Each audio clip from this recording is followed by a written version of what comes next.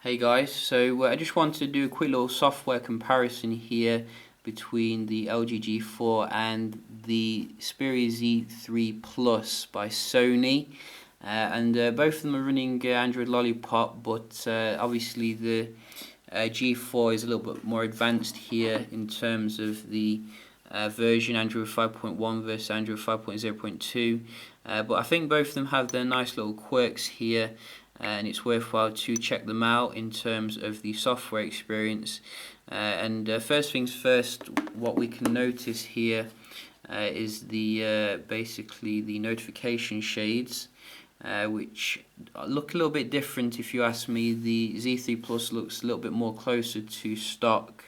It does give you some customization options here, which is very nice and quick to do.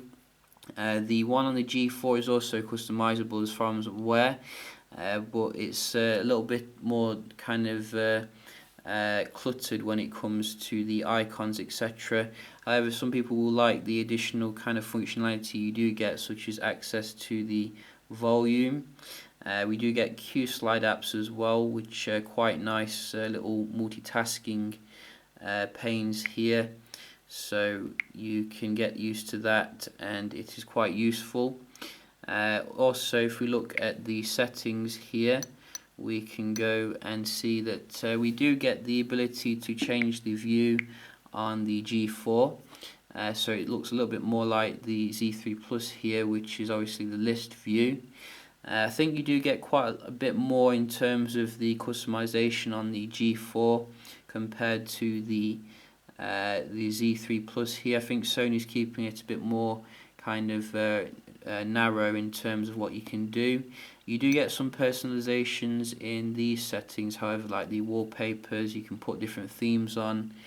However, if you look on the G4 here, we can go and see that on the home screen you can do a whole load of different stuff, such as the swipe screen effect and some other things as well for the lock screen. So I think I do have it on the Mosaic one, but I do like the these ones as well, which are quite cool. And you can see that is quite nice. Both of them do support the double tap as well, but the G4 you can do to turn it off, whereas you can't do that on the Sony, which is a bit of a shame. But nevertheless, in terms of the multitasking area, we see that we do both get kind of like a multitasking experience here on both of them.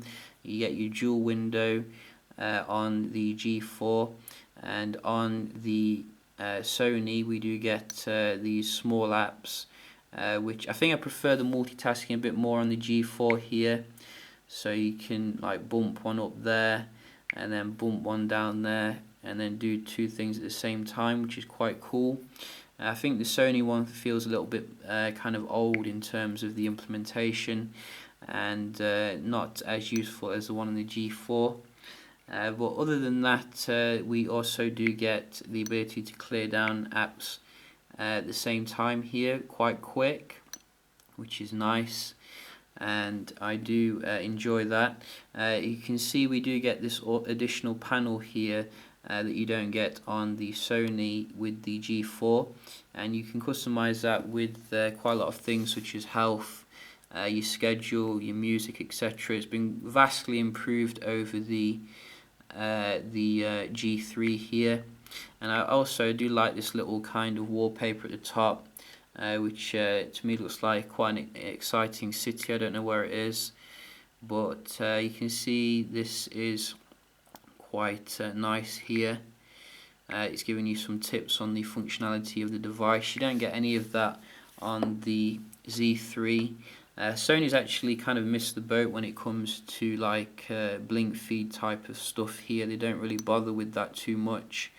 But what you do get on the Sony's, in my opinion, is a far superior experience when it comes to the kind of audio settings here. So you can see you do get quite a lot that you can do with the Walkman app. And if you go into the settings, we can see that quite quick. We do get the ability to change the tempo on the G4, which is quite cool. I can't get into it unfortunately, but you can do that. But I think the Sony does come with a lot more kind of customization of the sound here, which is quite nice. Also on the camera as well, we can see we do get quite a lot of customization on the Sony and all these different apps that you can get on. Whereas the experience on the G4 seems to be a lot more kind of simplistic here, and that was brought on from the G3, where the G2 was quite fully featured, but I think LG wanted to simplify it to quite a high level. However, the G4 does have an advantage here when it comes to this professional kind of DSLR experience that you can put on, where you can control pretty much everything actually, like a proper camera. So that is quite nice here to have. You don't get that on the Z3 Plus as far as I'm aware. You do get some manual settings you can put on obviously, but they don't go quite as far deep into it as the G4. So I think I do like the G4 when it comes to the professional camera experience, and I think those are the main areas I wanted to cover really on these two. You know, I think you can definitely see there is some differences in terms of the software experience on both of them. I think both of them will get the job done nevertheless, for your discerning smartphone buyer, but it is worthwhile to be aware of these differences if you're looking at these two.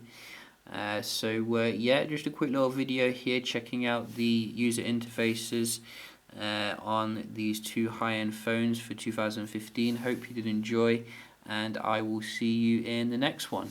Cheers.